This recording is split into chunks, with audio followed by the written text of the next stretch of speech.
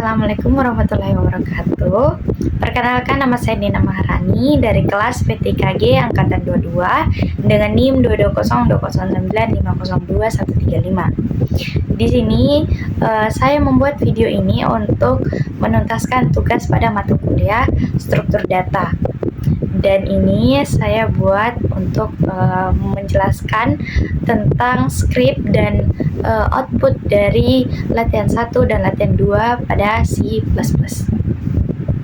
Pada codingan C++ yang pertama, di sini saya menjelaskan yang pertama itu ada include stream using name space std, dan juga ini yang bagian ketiga itu int n build cari i ketemu int data n.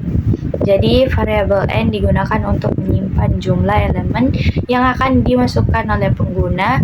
Kemudian variabel build hashtag build_cari akan menyimpan elemen yang ingin dicari. Variabel i digunakan untuk indeks dalam pencarian, dan ketemu akan digunakan untuk menandai apakah elemen yang dicari ditemukan atau tidak. Namun ada masalah di sini karena n digunakan untuk mendefinisikan array dan data, tetapi n belum diinisialisasikan, sehingga ini akan menyebabkan masalah. Jadi kita nanti inisialisasikannya. Terus cout banyaknya elemen array cin n. Jadi program ini untuk meminta pengguna untuk memasukkan jumlah elemen dalam array. Kemudian ada sebuah loop for untuk mengisi array data dengan elemen yang dimasukkan oleh pengguna. Terus i sama dengan 0, inisialisasi i ke 0 untuk mulai mencari dari indeks pertama array. Terus cout data yang dicari cin build _cari. Program akan meminta pengguna untuk memasukkan elemen yang ingin dicari.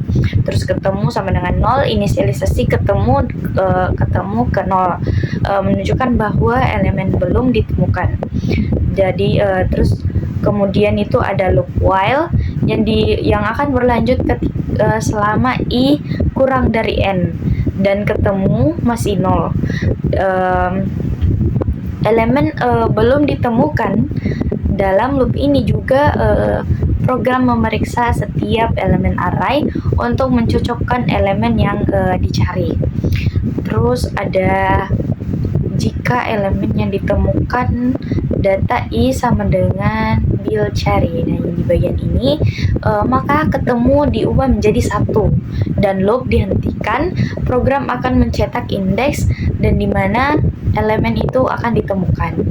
Jika setelah loop while elemen itu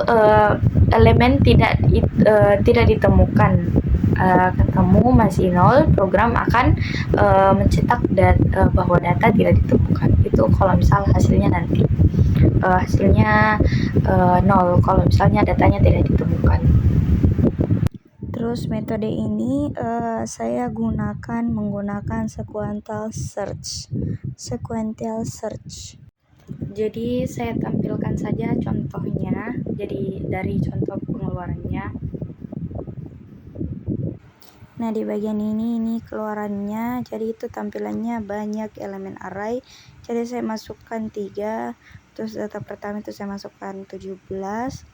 Terus data kedua itu saya masukkan 32. Terus data ketiga itu saya memasukkan data yang kelima. Terus data yang dicari itu saya masukkan yang kedua. Nah, ini dia indeksnya. Jadi indeksnya itu keluarannya 2. Oke, yang latihan codingan yang kedua itu saya akan jelaskan scriptnya. Jadi itu seperti biasa ada include terus kita masuk ke deklarasi variabel-variabel yang digunakan dalam program ini. Ada yang pertama itu ini adalah variabel yang akan digunakan untuk menunjukkan apakah elemen yang dicari ditemukan satu atau tidak, yaitu bernilai 0. Terus ada atas, bawah, dan tengah. Variabel yang digunakan untuk mengendalikan indeks dalam pencarian biner. Terus ada posisi, ini adalah variabel yang akan menyimpan indeks di mana elemen yang dicari ditemukan. Terus ada data, array yang berisi data yang akan dicari. Terus ada dicari, elemen yang akan dicari dalam array. Terus cout deret angka, ini adalah program mencetak deret angka dari array data untuk menunjukkan data apa yang ada di dalam array. Loop for itu digunakan untuk mencetak seluruh isi array data, dan juga ada cout, ini data yang dicari. Terus ini untuk program mencetak elemen yang dicari. Ini inisialisasi variabel ada atas dan bawah, ada diinisialisasikan jadi sebagai 0, artinya elemen belum ditemukan. Atas diinisialisasikan dengan indeks terakhir dalam array, dan bawah diinisialisasikan jadi 0 dari indeks pertama dalam array. Terus selama atas lebih besar atau sama dengan